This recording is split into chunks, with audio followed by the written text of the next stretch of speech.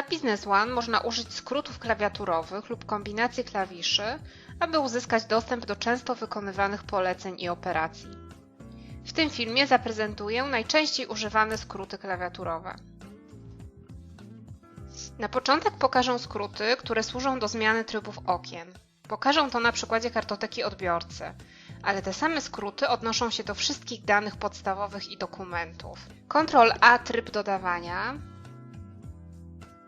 Ctrl+F tryb szukania,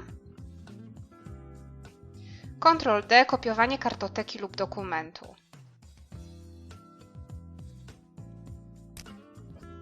Pokażę teraz kilka skrótów klawiaturowych przydatnych w pracy z dokumentami na przykładzie zlecenia sprzedaży.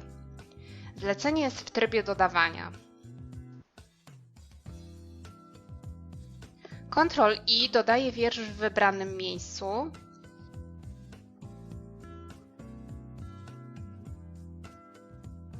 Ctrl+K usuwa wiersz.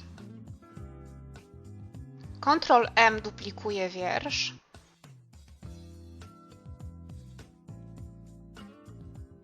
Ctrl+L pozwala na wyświetlenie szczegółowych informacji o wierszu. Ctrl+E pozwala na przejście do ostatniego wiersza w tabeli. Ctrl+H pozwala na przejście do pierwszego wiersza w tabeli. Pokażę teraz kilka kombinacji klawiszy Ctrl+Tab, która daje kilka możliwości w zależności od pola, w którym zostanie użyta. Ctrl+Tab umożliwia przejście do następnego aktywnego pola po zmianie nazwy partnera handlowego lub opisu towaru.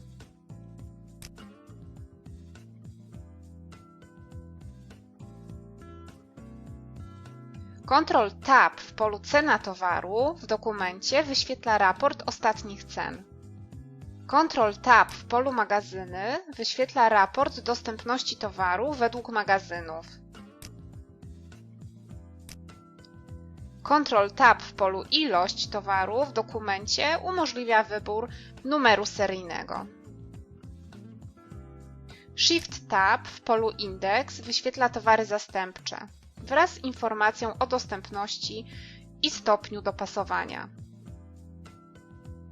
Przejdę do dokumentu, który jest już dodany. Ctrl+N otwiera dokument bazowy, w tym wypadku ofertę. Ctrl+T otwiera dokument docelowy.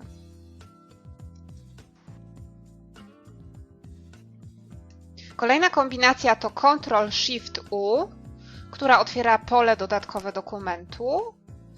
Ctrl+G wyświetla zysk brutto.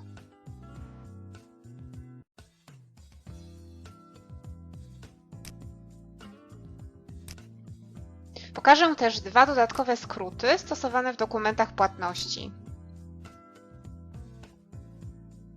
Ctrl+Y pokazuje formy płatności.